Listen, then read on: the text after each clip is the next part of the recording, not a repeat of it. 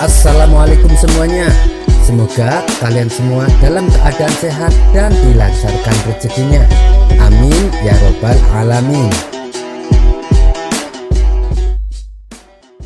Dikisahkan Abu Nawas mempunyai tetangga baru, di mana tetangganya itu di halaman rumahnya terdapat buah apel.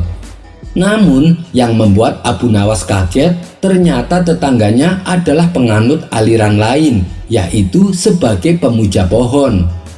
Setiap pagi dan sore tetangganya tersebut memberikan sesajen makanan kepada pohon apel yang ada di halaman rumahnya. Suatu hari saat Abu Nawas pulang dari masjid, ia merasakan keinginan untuk memakan buah apel. Tapi sayangnya ia tidak punya uang untuk membelinya. Sedangkan kalau ia minta kepada tetangganya, itu suatu hal yang mustahil, karena pohon apel tersebut dijadikan sesembahan oleh tetangganya. Dan saat ia melintas di depan rumah tetangganya, kebetulan tetangganya itu sedang memberikan sesajen makanan. Abu Nawas yang terkenal dengan sifat konyolnya segera menghampiri tetangganya tersebut.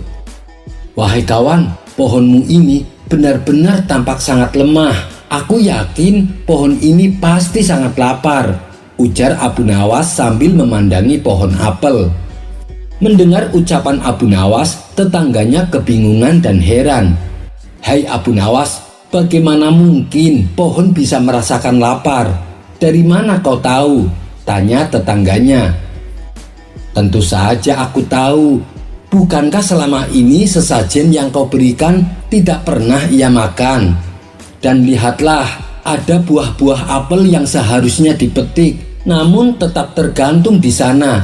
Pohon ini pasti merasakan kelaparan karena tidak ada yang memetik buahnya," ujar Abu Nawas. Tetangganya tersebut tertegun dengan jawaban Abu Nawas.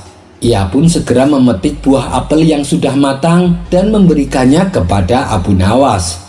Setelah mendapatkan buah apel, Abu Nawas langsung membawanya pulang sambil tertawa terpingkal-pingkal. Kisah selanjutnya. Dikisahkan umat Nabi Musa sedang dilanda kemarau panjang selama 7 tahun lamanya. Akibatnya tempat tinggal mereka menjadi gersang. Air sungai dan sumur-sumur penduduk mengering. Begitu pula dengan tanaman dan hewan-hewan. Mereka banyak yang mati. Hal ini membuat kehidupan umat Nabi Musa menjadi sengsara. Sebagian dari mereka banyak yang mengeluh karena tak sanggup lagi menjalani kehidupan tanpa adanya air. Mendapati keresahan umatnya, kemudian Nabi Musa mengajak mereka untuk menjalankan sholat istisqa, berharap agar Allah menurunkan hujan kepada mereka. Sholat istisqa pun dilakukan oleh Nabi Musa dan umatnya. Beliau mengajak umatnya yang berjumlah 70.000 melakukan sholat istisqa di tengah padang pasir yang luas. Setelah selesai melakukannya, Allah menurunkan wahyu kepada Nabi Musa. Allah berfirman, "Wahai Musa, bagaimana aku akan mengabulkan doa mereka, sedangkan doa-doa mereka tertutupi hijab karena dosa-dosa mereka. Hati mereka amatlah buruk. Mereka merengek tanpa rasa yakin bahwa aku akan mengabulkan doa mereka. Mereka tak yakin bahwa akulah sang pengabul doa-doa, dan mereka merasa aman dari murkaku. Pergilah wahai Musa, pergilah dan temui salah satu hambaku yang bernama Barq al-Aswad. Mintalah supaya ia berdoa kepadaku untuk menurunkan hujan sampai aku menurunkannya." Ketika Nabi Musa bertanya tentang sosok orang yang dimaksud, ia tidak diberitahu ciri-ciri fisiknya. Kemudian Nabi Musa bertanya kepada orang-orang tentang sosok yang bernama Barq al-Aswad, namun tak ada satupun yang mengenalnya.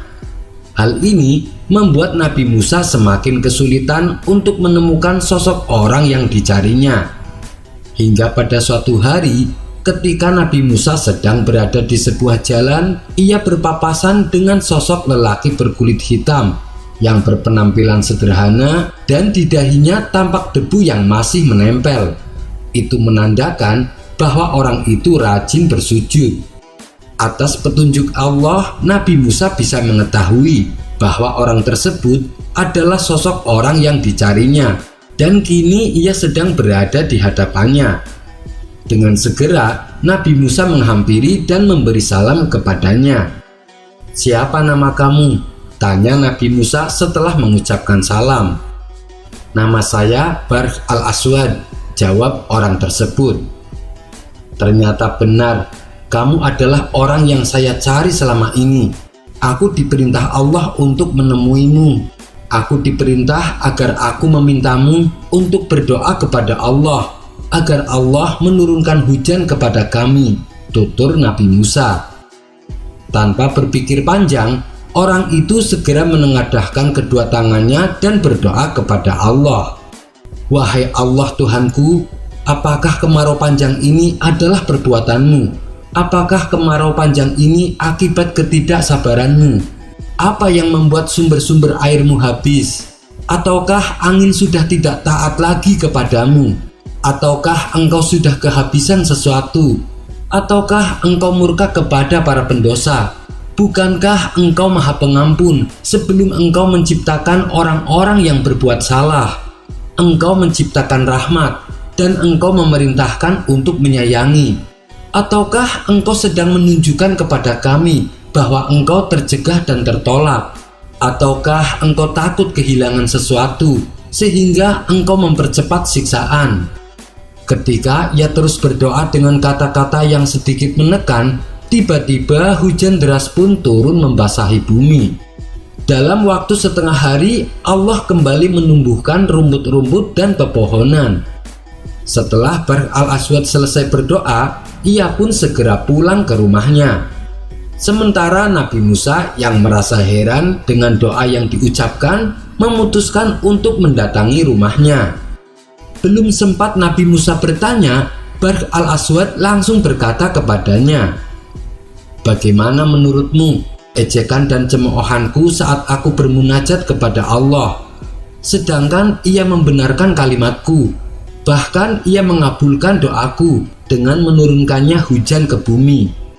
Mendengar itu, seketika Nabi Musa marah besar yang membuat dirinya hendak memukul Barh al-Aswad. Namun niat perbuatannya ini langsung dicegah oleh Allah. Allah berfirman, "Wahai Musa, jangan kau lakukan itu. Sesungguhnya Barh telah membuatku tertawa 3 kali dalam sehari." Itulah kisah Barh al-Aswad, seorang waliullah di zaman Nabi Musa yang telah membuat Allah tertawa. Kisah ini terdapat dalam kitab Ihya Ulumuddin karya Imam Al-Ghazali.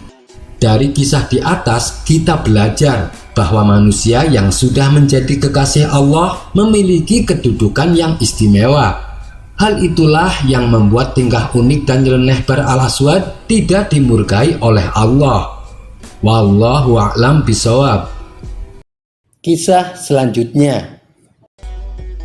Pada pertemuan kali ini, saya akan menceritakan sebuah tokoh yang tak kalah lucunya dari Abu Nawas. Dia adalah Nasruddin Hoja. Suatu hari, Nasruddin sedang duduk-duduk santai di beranda rumah bersama sang istri tercinta. Tak lama, ia baru teringat bahwa keledainya ternyata belum diberi makan. Nasruddin lalu menoleh ke arah istrinya dan berkata, "Berdirilah dan berilah makan keledai." Karena sang istri sudah capek seharian mengerjakan pekerjaan rumah, ia pun menolaknya. "Kamu saja yang berdiri dan berilah makan keledai," balas sang istri. Nasruddin yang tengah malas tetap bersikukuh tidak mau memberi makan keledainya. Karena tak ada yang mau mengalah, pertengkaran dan adu mulut akhirnya terjadi. Setelah lelah bertengkar, dibuatlah kesepakatan. Siapa yang pertama berbicara harus memberi makan keledai tersebut. Nasruddin pun memilih duduk di pojok ruangan. Hingga beberapa jam berlalu, ia masih juga tak ada suara darinya. Nasruddin betul-betul tak bergerak maupun berbicara. Melihat kelakuan suaminya ini, istrinya pun menjadi marah dan meninggalkan Nasruddin. Sang istri pergi ke rumah tetangganya dan menceritakan kelakuan suaminya. Suamimu kan memang keras kepala, lebih baik kamu saja yang mengalah, kata tetangganya menasehati. Setelah waktu menjelang malam, sang istri memilih untuk tidak pulang. Ia membiarkan Nasruddin seorang diri di rumah. Tidak berapa lama, ada seorang pencuri yang akan masuk ke rumah Nasruddin. Ketika masuk, rumah Nasruddin sangat sepi, tak ada suara, yang membuat si pencuri yakin bahwa tidak ada siapapun di rumah itu. Namun sang pencuri sempat terkejut karena waktu melihat ke arah pojok ruangan, ada sosok Nasruddin yang duduk terdiam sambil terus melotot ke arah si pencuri. Si pencuri pun menjadi ketakutan. Ia langsung bersimpuh di depan Nasruddin untuk memohon ampun. Tapi Nasruddin tak memberi reaksi apapun. Ia tetap duduk terdiam dengan mata melotot. Melihat hal itu, si pencuri merasakan ada keanehan pada diri Nasruddin. Si pencuri lalu menepuk-nepuk bahu Nasruddin. Namun ia masih tetap terdiam dan tak bergerak. Jangan-jangan orang ini menderita kelumpuhan dan bisu, pikir si pencuri. Si pencuri pun melanjutkan aksinya. Ia segera mengumpulkan barang-barang berharga yang ada di rumah Nasruddin. Sampai pada akhirnya, si pencuri mengambil sorban di atas kepala Nasruddin untuk mengetes apakah Nasruddin dapat berbicara atau tidak. Ternyata Nasruddin masih juga tidak bergerak. Ia betul-betul diam 1000 bahasa, seperti orang yang baru dikutuk jadi batu. Diuntungkan dengan kondisi yang demikian, si pencuri juga mengambil sorban Nasruddin serta mengambil semua barang-barang berharga. Si pencuri lantas kabur dengan membawa barang curiannya. Tidak lama berselang, masuklah tetangga Nasruddin dengan membawa semangkok sop yang panas. Melihat Nasruddin duduk dan tidak bergerak, tetangganya pun berkata, "Aku diutus istrimu untuk membawakan sop ini, karena saat ini kamu pasti sedang lapar." Namun, Nasruddin masih saja tidak mau berbicara. Ia malah menunjuk kepalanya sendiri agar tetangganya mengerti bahwa ia sudah kehilangan sorbannya dan rumahnya juga baru saja kemalingan. Tetapi tetangganya tersebut tidak mengerti dengan maksud Nasruddin. Ia mengira Nasruddin menyuruhnya untuk meletakkan sop tersebut di atas kepalanya. Saat tetangganya menaruh mangkok di atas kepala Nasruddin, tentu saja sop mangkoknya langsung terjatuh dan bertetesan mengenai wajah, dagu, hingga badannya Nasruddin. Walaupun seluruh tubuhnya sudah basah dan belepotan, Nasruddin tetap saja diam dan tak bicara. Melihat tingkah Nasruddin yang aneh, tetangganya itu langsung pulang untuk memberitahukan kepada istrinya. "Suamimu aneh sekali, dia diam saja, padahal tubuhnya kesiram sop panas, dan isi rumahnya juga kosong semua. Sepertinya habis kemalingan," kata si tetangga kepada istri Nasruddin. Mendengar hal itu, istri Nasruddin pun segera bergegas pulang ke rumah.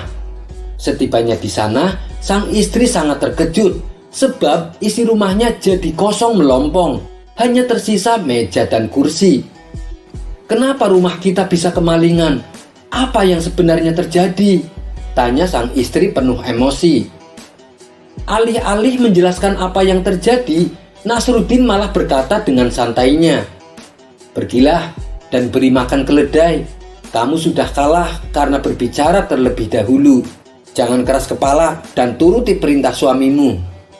Mendengar itu, sang istri pun bertambah emosi. Ia langsung melemparkan sandal ke arah Nasruddin. Kisah selanjutnya. Pada suatu hari, Baginda Raja pergi berburu ke hutan. Ia sengaja tidak mengajak Abu Nawas turut serta, karena Baginda Raja beranggapan Abu Nawas hanya sebagai pembawa sial. Namun perburuannya kali ini tidak membuahkan hasil. Pasalnya, hewan-hewan rusa yang biasanya berseliweran tak ada satupun yang nampak. Kemudian pada keesokan harinya, Abu Nawas menemui Baginda Raja. "Paduka yang mulia, kemarin katanya Paduka habis pergi berburu. Kenapa Paduka tak mengajak saya?" tanya Abu Nawas. "Karena kamu pembawa sial, Abu Nawas. Setiap kali aku membidik hewan buruan, ia selalu saja bisa lolos. Itu disebabkan karena kehadiranmu," ujar Baginda Raja. "Oh ya, lalu bagaimana hasil perburuan kemarin?" tanya Abu Nawas kembali. "Sayang Abu Nawas, kemarin tidak ada satupun hewan rusa yang nampak. Kalau ada, pasti sudah saya lumpuhkan dengan panahku ini," jawab Baginda Raja. "Kalau begitu, berarti Paduka keliru menilai saya. Saya bukanlah pembawa sial. Kehadiran saya justru membawa keberuntungan," balas Abu Nawas. "Kenapa bisa begitu?" tanya Baginda Raja heran. "Terbukti, ketika saya tidak diajak, hewan rusa tak mau menunjukkan dirinya. Sedangkan waktu saya diajak, hewan buruan terlihat berseliweran," terang Abu Nawas. "Tapi kan gara-gara kehadiranmu, anak panahku selalu meleset," protes Baginda Raja. "Itu juga merupakan suatu keberuntungan Paduka," timbal Abu Nawas.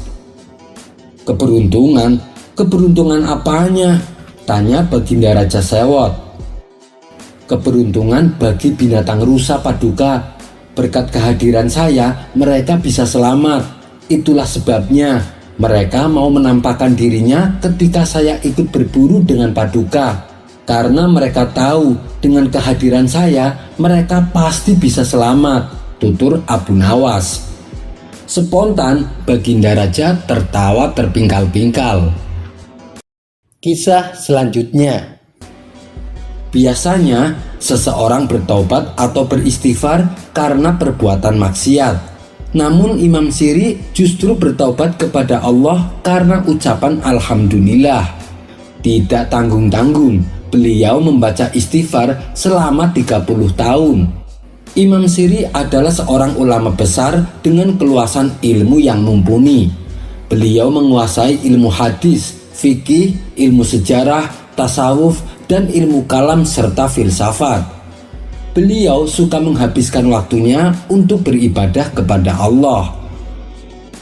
Imam Junaid al-Baghdadi pernah berkata, "Aku tidak melihat seseorang yang lebih hebat ibadahnya daripada Imam Siri As-Sakoti.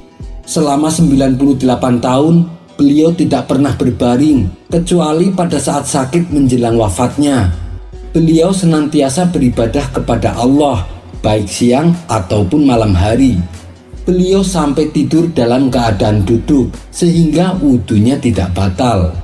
Karena inilah Imam Siri mendapat julukan dari masyarakat sebagai Al-Mukhlis, karena beliau tidak pernah keluar rumah kecuali hanya untuk beribadah."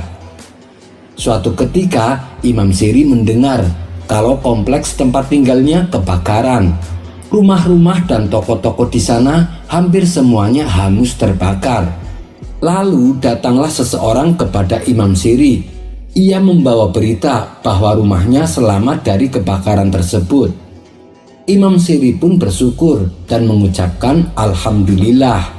Setelah itu, beliau kemudian merenung dan berpikir, "Seharusnya saya ikut bersedih atas apa yang menimpa dengan saudara-saudara yang seiman dengan saya.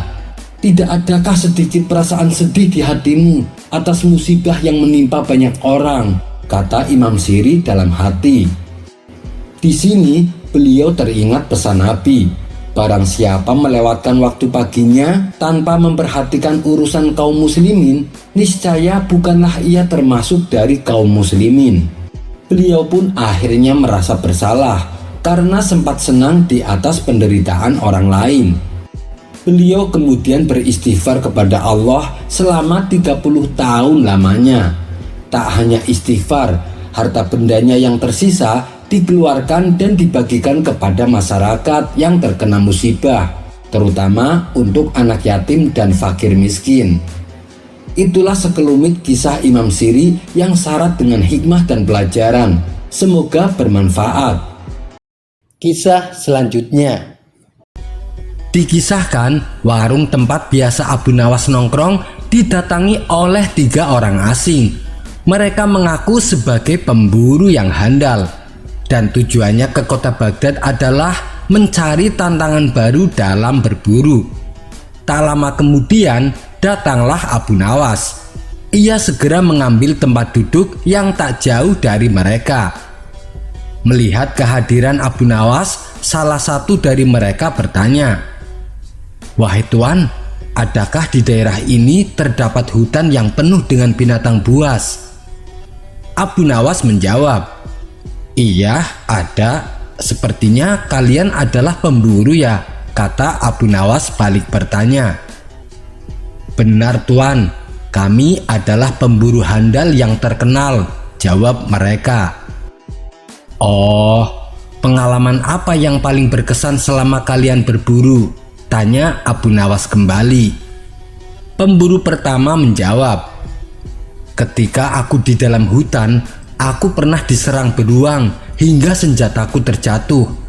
Terpaksa aku melawan dengan tangan kosong dan si beruang berhasil aku taklukkan." Pemburu kedua tak mau kalah. "Ketika aku di dalam hutan, aku bertemu dengan seekor singa yang besar. Sebelum dia menyerangku, aku terlebih dahulu menyerangnya. Aku gigit dia sampai mati terkapar." Pemburu ketiga berkata, "Aku juga pernah bertarung dengan macan. Kala itu aku sedang ketiduran di tengah hutan. Tiba-tiba datang seekor macan menghampiriku. Ketika dia loncat menerkam, aku patahkan kedua tangan dan kakinya. Ia pun menjadi lumpuh sampai sekarang." Setelah mendengar pengakuan mereka, Abu Nawas hampir tak kuasa menahan tawanya.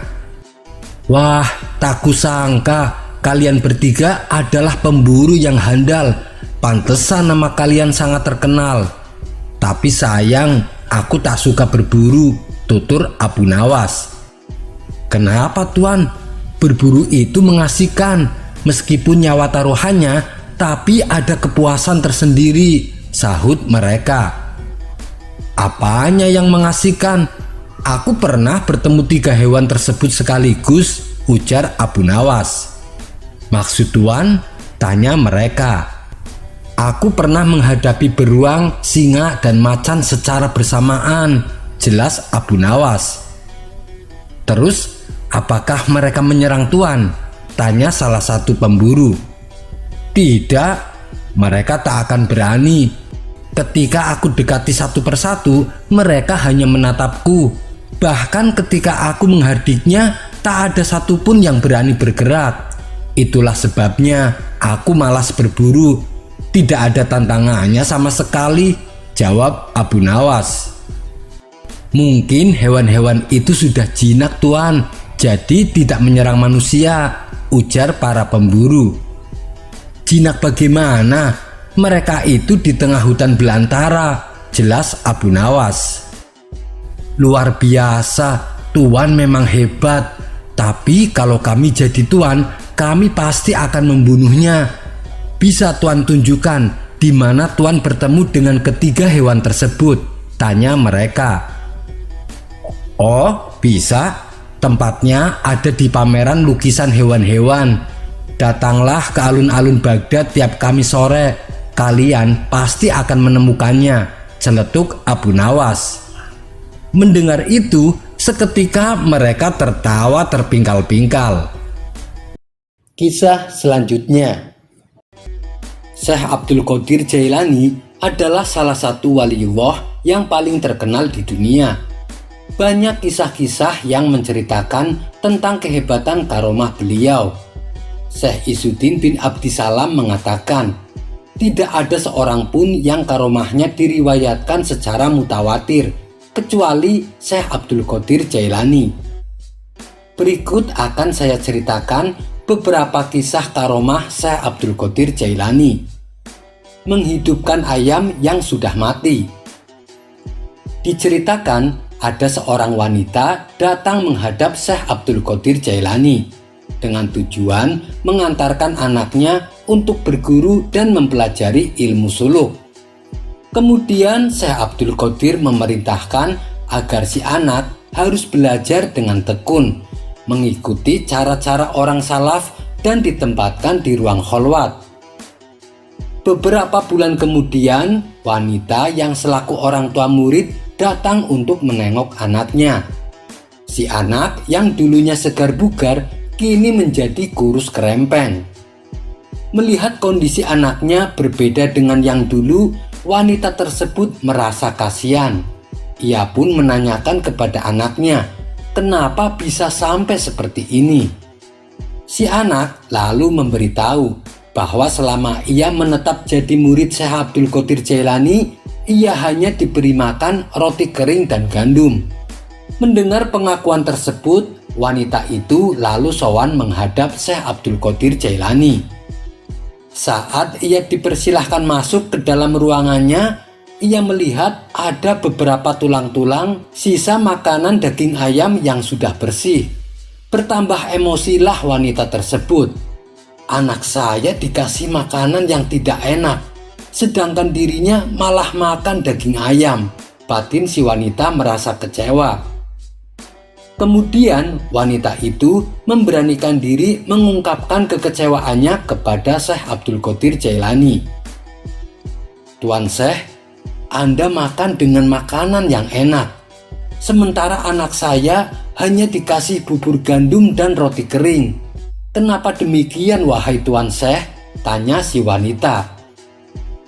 Mendengar pengaduan orang tua muridnya, Syekh Abdul Qadir Jailani lantas meletakkan tangannya di atas tulang-tulang ayam. Ia pun berkata, "Berdirilah dengan izin Allah yang menghidupkan tulang belulang yang sudah hancur." Seketika tulang belulang itu kembali menjadi ayam dan berkokok. Kejadian tersebut membuat wanita itu merasa takjub dibuatnya. Lalu Syekh Abdul Qadir Jailani kembali berkata, "Tidak ada Tuhan selain Allah, Muhammad utusan Allah. Kalau anakmu dapat berbuat seperti ini, maka ia boleh makan seenaknya, asalkan halal." Akhirnya wanita tersebut merasa malu dan memohon maaf atas prasangka buruknya. Dengan keyakinan yang bulat, si wanita pun memasrahkan anaknya kepada Syekh Abdul Qadir Jailani untuk dididik. Dari kisah tersebut mengandung hikmah, terutama bagi para santri yang sedang menuntut ilmu. Dikala menuntut ilmu, dianjurkan untuk menjauhi kenikmatan-kenikmatan dunia yang membuatnya lupa akan tujuannya dalam belajar. Kisah berikutnya adalah Syekh Abdul Qadir Jailani melawan pasukan iblis.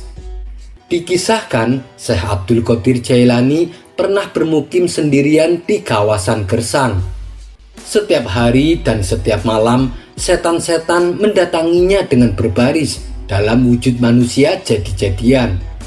Para setan tersebut membawa berbagai macam senjata, serta memikul berbagai benda yang berbunyi sangat keras. Mereka pun akhirnya terlibat perkelahian dengan Syekh Abdul Qadir Jailani dan melemparinya dengan bola api. Menghadapi kejadian seperti itu, Syekh Abdul Qadir Jailani justru merasakan ketentraman dalam hatinya yang sulit terucapkan dengan kata-kata. Hingga akhirnya ada suara menyeru kepadanya, "Berdirilah dan serang mereka wahai Abdul Qadir Jailani. Kami selalu siap menambah kekuatanmu, dan kami akan datang dengan pasukan yang tidak mungkin terkalahkan oleh mereka." Kemudian Syekh Abdul Qadir Jailani melemparkan satu serangan kepada pasukan setan. Sontak mereka lari tunggang langgang dan pergi menghilang. Tidak berapa lama kemudian datanglah setan yang paling terkuat menantang Syekh Abdul Qadir Jailani. Setan tersebut lalu berkata, "Pergilah dari sini, atau aku akan membuatmu celaka." Setan itu memperingatkan Syekh Abdul Qadir Jailani supaya meninggalkan wilayah tersebut. Apabila menolak, setan itu akan membinasakannya. Namun ancaman tersebut tak membuat Syekh Abdul Qadir Jailani merasa gentar. Ia justru menampar setan itu dengan tangannya. Seketika setan yang paling kuat itu langsung teriak kesakitan dan kabur menghilang. Di saat yang bersamaan muncul bola api yang besar menerkam dan menghancurkan setan tersebut. Pada waktu yang lain, Syekh Abdul Qadir Jailani pernah didatangi oleh sosok yang wujudnya menyeramkan. Bau badannya menjijikan dan sangat memuakkan. Sosok tersebut lalu berkata, "Wahai Abdul Qadir, aku adalah iblis. Aku datang kepadamu dengan maksud untuk menjadi budakmu, karena kamu telah berhasil menggagalkan segala upayaku dan mengalahkan pengikutku." Akan tetapi, Syekh Abdul Qadir Jailani menolak permintaan iblis. Ia malah menyuruhnya untuk pergi.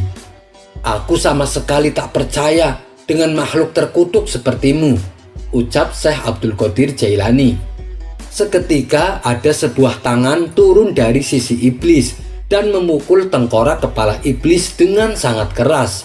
Hal ini membuat iblis jatuh terjungkal dan amblas masuk ke dalam perut bumi.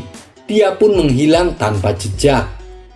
Selang beberapa lama kemudian, iblis itu kembali mendatangi Syekh Abdul Qadir Jailani untuk yang kedua kalinya.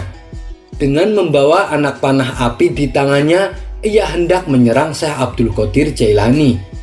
Namun tiba-tiba muncul sosok misterius berjubah dengan mengendarai seekor kuda berwarna kelabu. Sosok tersebut berlari menghampiri Syekh Abdul Qadir Jailani dan memberikannya sebuah pedang. Melihat hal itu, iblis langsung ketakutan dan lari terpirit-pirit. Untuk yang ketiga kalinya, iblis kembali mendatangi Syekh Abdul Qadir Jailani. Kala itu Syekh Abdul Qadir Jailani sedang duduk seorang diri. Iblis pun lalu ikut duduk, tapi jaraknya agak berjauhan. Dengan berlinang air mata dan sekujur tubuhnya dipenuhi debu, iblis itu berkata, "Aku sungguh telah putus asa menghadapi orang sepertimu, wahai Abdul Qadir Jailani," kata iblis kecewa.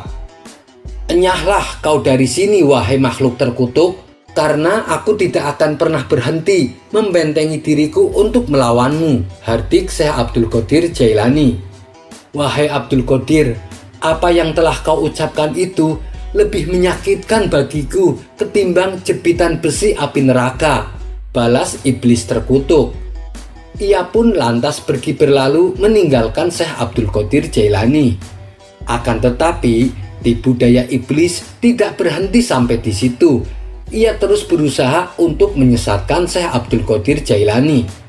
Suatu ketika, saat tengah malam, Syekh Abdul Qadir Jailani sedang bermunajat kepada Allah. Tiba-tiba tempat di sekelilingnya memancarkan cahaya yang amat menyilaukan. Bersamaan dengan itu, muncul bola sinar laksana matahari. Sinar itu lalu berkata kepada Syekh Abdul Qadir Jailani, "Hai Abdul Qadir, aku adalah Tuhanmu. Aku datang kepadamu untuk menyatakan bahwa kini aku telah menghalalkan segala yang tadinya aku haramkan." Mendengar hal itu, Syekh Abdul Qadir Jailani berteriak, "Keparat kau iblis, enyah kau dari hadapanku." Seketika padamlah cahaya yang menyilaukan itu dan berganti menjadi suara rintihan. "Ampunilah aku, wahai Abdul Qadir, kau telah terhindar dari godaanku. Banyak para ulama yang berhasil aku sesatkan dengan cara ini, tetapi imanmu sangat teguh dan kokoh. Kenapa engkau bisa tahu kalau sinar yang tadi adalah aku?" tanya iblis penasaran. "Itu karena ucapanmu sendiri. Kau mengaku adalah Tuhan, tapi kau malah berkata, 'Aku telah menghalalkan segala yang tadinya kuharamkan.' Jelas-jelas itu adalah pernyataan setan. Tidak mungkin Allah menyuruh hambanya mengerjakan hal-hal yang diharamkan." Namun lagi-lagi iblis tidak putus asa. Ia tetap berusaha agar bisa menipu dan menjerumuskan Syekh Abdul Qadir Jailani. Walaupun ia telah gagal dengan tipuan yang pertama, ia tetap melancarkan tipuan selanjutnya. Iblis mencoba menjerumuskan Syekh Abdul Qadir Jailani supaya menjadi orang sombong dan bangga diri. "Wahai Abdul Qadir, engkau telah selamat dariku karena kealimanmu dan kesolehanmu. Sungguh dengan tipuan seperti tadi, aku telah berhasil menyesatkan 70 orang ulama. Tapi karena kealimanmu dan kesolehanmu, aku tak bisa menyesatkanmu," puji iblis kepada Syekh Abdul Qadir Jailani. "Hai iblis, Ketahuilah, aku ini hanyalah hamba yang lemah. Keutamaan dan anugerah hanya milik Allah semata, balas Syekh Abdul Qadir Jailani. Beliau tetap tawadu dan merendah. Beliau sama sekali tidak merasa bahwa keberhasilan mengalahkan setan adalah karena kehebatan beliau, akan tetapi karena pertolongan Allah, sehingga pujian hanya milik Allah semata. Ada kisah lain yang juga tak kalah menarik, yaitu beliau bisa menghidupkan orang mati. Kisah ini terdapat dalam kitab Jawahirul Ma'ani. Suatu ketika saat beliau melewati suatu desa, beliau melihat banyak orang berkerumun di pinggir jalan. Rupanya mereka sedang menyaksikan dua orang sedang berdebat sengit, yaitu antara orang Muslim dan orang Nasrani. Karena penasaran, lantas beliau menghampiri kedua orang tersebut. "Ada apa gerangan, hingga kalian menjadi tontonan di sekitar kalian?" tanya Syekh Abdul Qadir Jailani. Orang yang Muslim berkata dan menjelaskan bahwa mereka sedang berdebat tentang siapa yang lebih utama dan lebih mulia, apakah Nabi Isa atau Nabi Muhammad. Sementara orang Nasrani meyakini bahwa Nabi Isa lah yang lebih agung dan mulia dibandingkan dengan Nabi Muhammad. "Wahai Tuan Syekh, saya sudah berusaha menjelaskan bahwa sesungguhnya Nabi Muhammadlah yang lebih agung dan mulia. Tapi saudara kita orang Nasrani ini tetap ngotot dan tidak terima." Mendengar pengaduan saudara muslimnya tersebut, Syekh Abdul Qadir Jailani kemudian bertanya kepada orang Nasrani, "Coba jelaskan, apa yang membuat Anda yakin bahwa Nabi Isa lebih utama dibandingkan Nabi Muhammad?" Maka menjawablah orang Nasrani, "Nabi Isa lebih agung dan utama karena Nabi Isa bisa menghidupkan orang mati." Mendengar hal itu, kemudian Syekh Abdul Qadir Jailani berkata, "Ketahuilah, sesungguhnya saya bukan seorang nabi. Saya hanyalah pengikut Nabi Muhammad. Seandainya saya bisa menghidupkan orang mati seperti yang Nabi Isa lakukan, apakah Anda akan mengakui kemuliaan Nabi Muhammad dan Anda akan memeluk agama Islam?" tanya Syekh Abdul Qadir Jailani. Ucapan Syekh Abdul Qadir Jailani dianggap oleh orang Nasrani hanya mengada-ada dan tidak masuk akal sama sekali. Tanpa berpikir lama, si Nasrani langsung menyahut, "Baik, bila Anda bisa menghidupkan orang mati, saya akan mengakui kemuliaan Nabi Muhammad dan saya akan memeluk agama Islam." Kemudian Syekh Abdul Qadir Jailani kembali berkata, "Baiklah, mari kita bersama-sama ke kuburan dan silahkan Anda pilih satu makam untuk saya perlihatkan kemuliaan dan keagungan Nabi Muhammad." Maka mereka bertiga berjalan beriringan menuju makam. Orang-orang yang sedari tadi berkumpul juga tak mau ketinggalan mengikuti Syekh Abdul Qadir Jailani. Mereka penasaran ingin melihatnya. Di sepanjang perjalanan, semakin banyak orang yang tertarik dan penasaran mengikuti rombongan Syekh Abdul Qadir Jailani. Sesampainya di sebuah pemakaman umum, si Nasrani kemudian menunjuk salah satu kuburan yang sangat tua dan nampak tak terurus. Mungkin sudah berumur puluhan tahun, bahkan mungkin sudah sampai ratusan tahun. Syekh Abdul Qadir Jailani menuruti kemauan si Nasrani. Ia pun mulai mengamati makam tersebut. Dengan keilmuannya yang tinggi, Syekh Abdul Qadir Jailani bisa mengetahui bahwa mayat yang ada dalam makam tersebut adalah seorang kaya raya di zamannya. Kalau boleh tahu, apa yang dikatakan oleh Nabi Isa saat beliau menghidupkan orang mati? Tanya Syekh Abdul Qadir Jailani. Saat Nabi Isa menghidupkan orang mati, beliau berkata, "Bangkitlah atas seizin Allah," jawab orang Nasrani. Mendengar hal itu, Syekh Abdul Qadir Jailani membalasnya dengan senyuman. "Ketahuilah, orang yang ada dalam kubur ini dulunya adalah orang kaya, dan aku akan menghidupkan dia kembali sebagaimana keadaan dia dulu," kata Syekh Abdul Qadir Jailani memberitahu. Kemudian Syekh Abdul Qadir Jailani mendekati kuburan tersebut dan berkata, "Bangkitlah dengan seizinku." Seketika itu juga terbelahlah tanah kuburan menjadi dua. Lalu mayat yang ada dalam kubur keluar dalam keadaan hidup dengan mengenakan perhiasan dan baju mewah, persis seperti keadaan saat ia masih hidup di dunia. Betapa terkejutnya orang-orang yang ada di situ, termasuk orang Nasrani itu sendiri. Mereka menyaksikan peristiwa yang sangat luar biasa. Atas kejadian itu, si Nasrani langsung bersahadat memeluk agama Islam melalui bimbingan Syekh Abdul Qadir Jailani, dan ia pun diangkat menjadi muridnya.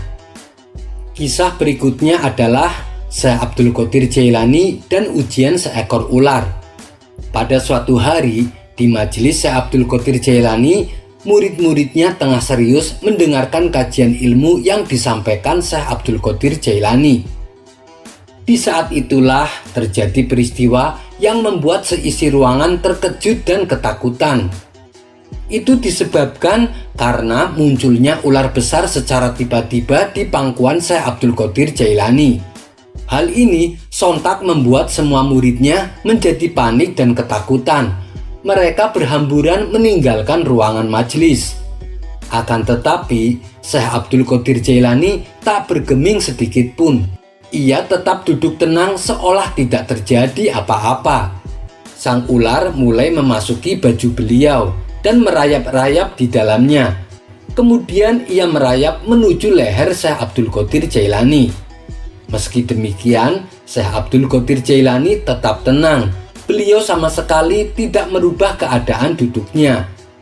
Setelah beberapa lama, turunlah ular tersebut dari pangkuan Syekh Abdul Qadir Jailani.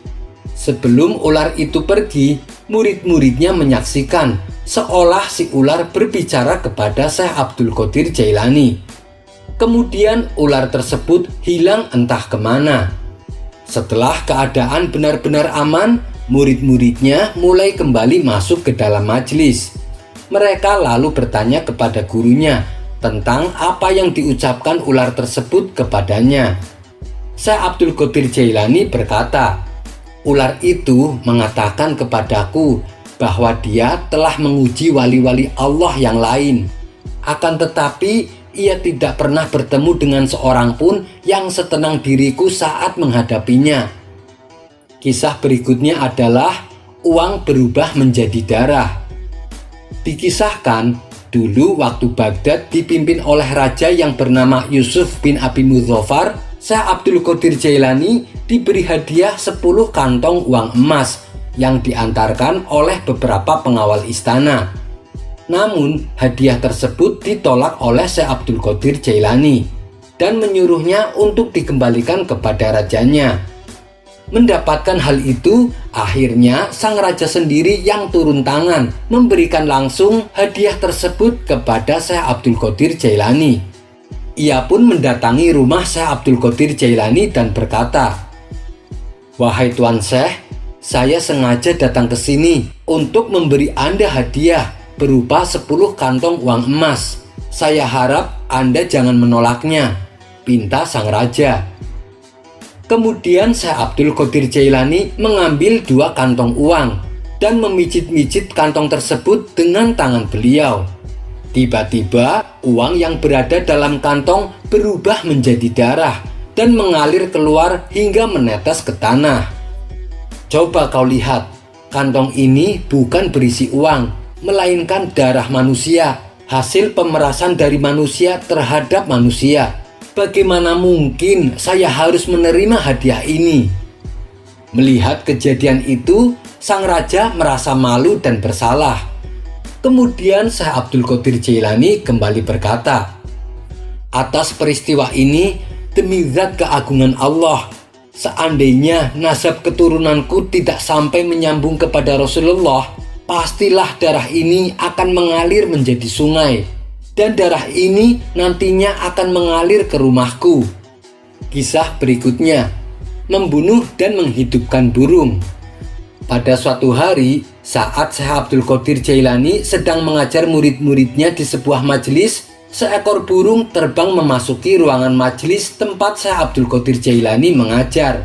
Burung tersebut mengeluarkan suara yang mengganggu aktivitas belajar murid-murid beliau. Maka Syekh Abdul Qadir Jailani pun berkata, "Wahai angin, ambillah kepala burung itu." Seketika itu juga burung tersebut langsung jatuh dan mati dengan keadaan kepala yang putus dari badannya. Kemudian Syekh Abdul Qadir Jailani bangkit dari tempat duduknya dan memungut burung yang sudah mati itu. Kepala burung tersebut lalu disambungkan kembali dengan badannya sambil membaca Bismillahirrohmanirrohim. Tiba-tiba burung itu hidup kembali dan terbang keluar dari ruangan majelis. Murid-muridnya yang menyaksikan itu merasa takjub dengan kebesaran Allah yang diturunkan lewat tangan gurunya, yaitu Syekh Abdul Qadir Jailani. Kisah selanjutnya adalah Syekh Abdul Qadir Jailani membuat sekelompok perampok bertaubat. Dalam sebuah riwayat, Syekh Abdul Qadir Jailani pernah ditanya oleh muridnya tentang bagaimana cara membangun kesuksesan. Beliau lalu menjelaskan bahwa dirinya senantiasa menjunjung tinggi kejujuran. Dengan memegang teguh kejujuran, dirinya pernah selamat dari perbuatan jahat para perampok. Peristiwa itu terjadi saat dirinya masih kecil. Saat itu, Syekh Abdul Qadir Jailani meminta izin kepada ibunya untuk pergi ke Baghdad menuntut ilmu. Ibunya pun mengizinkan dan memberinya uang 40 dinar sebagai bekal dalam perjalanan. Uang tersebut diselipkan di baju di bagian ketiak, lalu dijahitnya supaya aman. Sebelum berangkat, ibunya menasehati agar senantiasa berkata jujur dalam kondisi apapun. Maka berangkatlah Syekh Abdul Qadir Jailani bersama rombongan kabilah yang akan pergi menuju kota Baghdad. Ketika sampai di wilayah Hamdan, Syekh Abdul Qadir Jailani bersama rombongan dihadang oleh para perampok. Mereka merampas semua harta benda dan uang milik para rombongan kabilah tersebut. Hingga saatnya Syekh Abdul Qadir Jailani dihampiri oleh salah satu perampok. Perampok itu menanyakan harta benda yang dibawa oleh Syekh Abdul Qadir Jailani. Dengan jujur, Syekh Abdul Qadir Jailani berkata bahwa ia membawa uang 40 dinar. Syekh Abdul Qadir Jailani juga menunjukkan letak di mana uangnya disimpan. Namun perampok yang bertanya itu meragukan ucapan Syekh Abdul Qadir Jailani yang saat itu masih kecil dan menganggapnya hanya sebagai candaan. Sebab bagaimana mungkin seorang anak kecil membawa uang sebanyak itu? Ketika perampok lain mencoba bertanya, Syekh Abdul Qadir Jailani tetap menjawab seperti yang ia ucapkan sebelumnya. Kemudian para perampok ini mengadukan hal tersebut kepada pimpinannya. Sang pemimpin segera menghampiri Syekh Abdul Qadir Jailani dan menanyakan tentang harta benda yang dibawanya. Syekh Abdul Qadir Jailani kembali menjelaskan bahwa dirinya membawa uang 40 dinar pemberian ibunya untuk bekal perjalanan, dan uang tersebut ia simpan di baju yang terletak di bawah ketiaknya. Pemimpin perampok ini pun merasa heran, lalu bertanya kepada Syekh Abdul Qadir Jailani, "Kenapa kamu mengaku membawa uang sebanyak itu? Seandainya kamu tak mengaku, tentu kami tak akan tahu dan tak akan mengambil uangmu." Syekh Abdul Qadir Jailani lalu menjawab bahwa ia teringat pesan ibunya agar senantiasa berkata jujur dalam keadaan apapun. Sebab itulah ia memberitahu kepada para perampok kalau dirinya membawa uang dan menyimpannya di bawah ketiak. Mendengar pengakuan Syekh Abdul Qadir Jailani, pemimpin perampok langsung tersungkur dan menangis. Sejak saat itu, pemimpin perampok menyatakan taubat atas perbuatannya. Pertaubatan pemimpin perampok ini kemudian diikuti oleh semua anak buahnya. Harta benda rombongan kabilah yang tadinya dirampok langsung dikembalikan kepada pemiliknya. Kisah berikutnya adalah penculikan oleh jin. Pada suatu hari di tahun 537 Hijriah datang seorang laki-laki dari kota Baghdad menemui Syekh Abdul Qadir Jailani. Ia mengadukan masalah yang sedang menimpanya. Diceritakan, lelaki itu mempunyai anak putri yang cantik yang berumur 16 tahun. Gadis cantik itu bernama Fatimah. Saat anak gadisnya naik ke atas loteng rumah, tak lama kemudian ia menghilang secara misterius dan sampai sekarang belum pernah kembali. Mendengar keluhan lelaki tersebut, Syekh Abdul Qadir Jailani kemudian berkata, "Malam ini pergilah ke padang pasir di daerah Alkar dan duduklah di bukit yang kelima. Di situ buatlah garis lingkaran yang mengelilingimu. Saat kamu membuat garis lingkaran, bacalah Bismillah ala niyati Abdul Qadir. Nanti setelah menjelang tengah malam akan lewat di hadapanmu rombongan jin dalam rupa yang bermacam-macam. Kamu jangan takut. Selama kamu dalam lingkaran yang kamu buat, mereka tak akan bisa mencelakaimu. Dan nanti di sepertiga malam menjelang subuh akan lewat di hadapanmu raja mereka dengan dikawal pasukan yang begitu banyak. Apabila ia menanyakan keperluanmu, maka katakan kepadanya, Syekh Abdul Qadir mengutusku untuk menghadapmu. Lalu katakan kepadanya tentang peristiwa yang menimpa putrimu." Setelah mendapat solusi dari Syekh Abdul Qadir Jailani, kemudian lelaki itu pamit pulang untuk melaksanakan apa yang diperintahkan oleh Syekh Abdul Qadir Jailani. Saat waktu menjelang malam, lelaki tersebut mulai membuat garis lingkaran dan duduk menunggu di tempat itu. Ketika waktu tengah malam tiba, melintaslah di hadapannya rombongan bangsa jin dengan berbagai bentuk yang menyeramkan. Setelah rombongan satu berlalu, melintas lagi rombongan jin yang lain yang bentuknya tak kalah menakutkan. Dan itu terjadi di sepanjang malam. Ada beberapa rombongan jin yang mencoba mendekati si lelaki untuk mencelakainya. Namun mereka tak mampu menembus garis lingkaran yang telah ia buat sebelumnya. Dan ketika menjelang subuh, datanglah Raja Jin dengan menaiki kuda bersama pasukan berkuda yang sangat banyak. Melihat ada manusia di tempat itu, Raja Jin lalu bertanya kepada lelaki tersebut, "Wahai manusia, apa keperluanmu datang kemari?" Lelaki itu menjawab, "Saya diutus Syekh Abdul Qadir Jailani untuk datang ke sini." Mendengar nama Syekh Abdul Qadir Jailani disebut, seketika Raja Jin itu turun dari kudanya dan diikuti seluruh rombongannya. Hal itu dilakukan oleh mereka sebagai bentuk penghormatan kepada Syekh Abdul Qadir Jailani. Raja Jin lalu mendekati si lelaki dan berdiri tepat di depan garis lingkaran. "Apa yang membuatmu sampai di tempat ini?" tanya Raja Jin. Lelaki itu lalu menceritakan masalah yang telah menimpa anak gadisnya. "Tempo hari anak saya menghilang secara misterius.